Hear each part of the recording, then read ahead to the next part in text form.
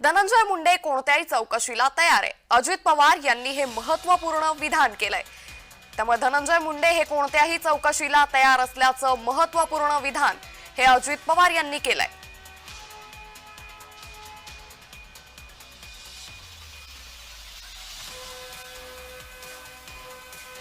त्यामुळे अजित पवार हे समाज माध्यमांशी संवाद साधत होते आणि त्याच वेळी उपमुख्यमंत्री अजित पवार यांनी धनंजय मुंडेंसंदर्भात हे महत्त्वाचं विधान केलंय।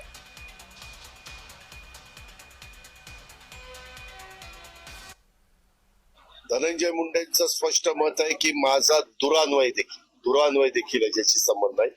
कुठल्याही एजन्सीला तपासायला द्या। आता 3 एजन्सी तपासतायत, अजून कुठली एजन्सी त्या ठिकाणी लावा आणि त्यांनाही तपासायला सांगा।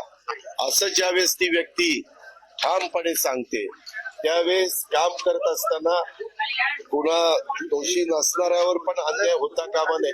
आणि मी पुन्हा सांगतो, जर कुणी दोषी असेल, त्याच्यात अजित पवार दोषी असेल तरी त्याच्यावर कारवाई